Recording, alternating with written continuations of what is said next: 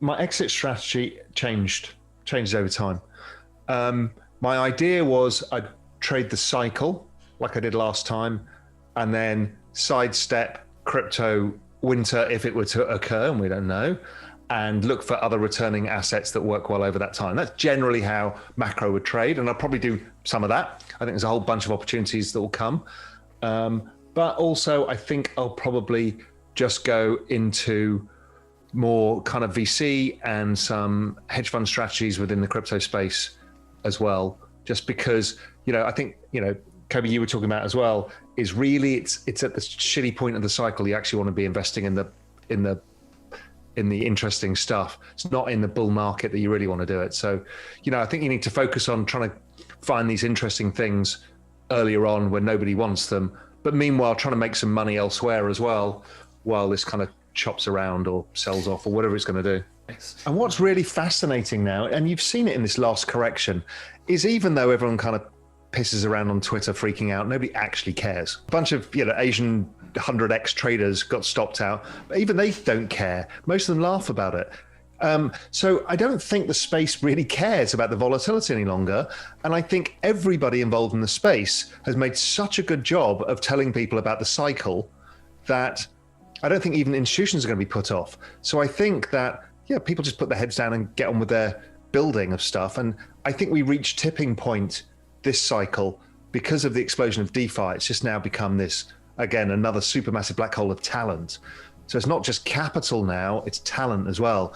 And I don't think anybody now would be freaked out by the market going down 90%, or I think people would be more freaked out if it traded sideways for a year and a half. I think that would kill everybody because people are so used to living off adrenaline. That's what it makes me think. If everybody says like, well, this is exactly how the cycle works, doesn't that incentivize the cycle not working the same way in the future? Or everybody takes some chips off the table again, expecting the cycle. Kobe, y'all know how to stay rich or get richer. People who are invested have this ability to take advantage of the macro environment that you just discussed. The person who's trying to pay the mortgage, and even though it's a pretend inflation of that mortgage, to them, like you said, their wages have not gone up. I believe this has led to a lot of the populism that we see in the world on both sides. How can a regular person take advantage of these changing macro variables to not get totally screwed in all this? Yeah, I mean, I wrote a long article about this called The Reason for Everything. And it was basically this: the fact why this has all happened is for all of the reasons we talked about before, wages haven't gone up, and that's made people feel poorer. And well, they are actually poorer. Now, sure, you could afford more, loaves of bread because that's gone down in price because technology has destroyed the price of food. But overall, the price of things that make you wealthier over time by owning assets have become disproportionately expensive. So how do you solve for this? Unless you're an entrepreneur, it's almost impossible.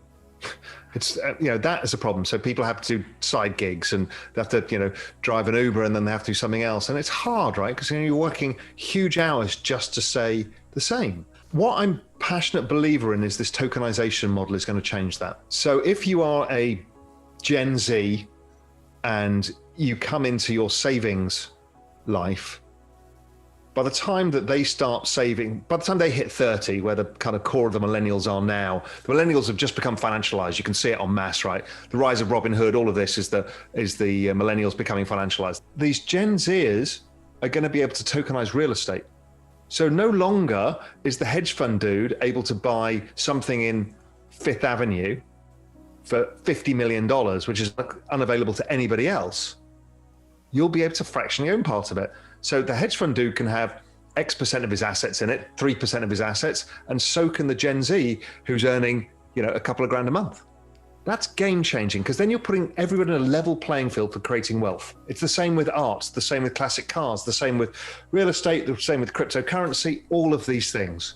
So anybody can create a basket of these assets that have made rich people rich in the same proportion. That is a huge difference.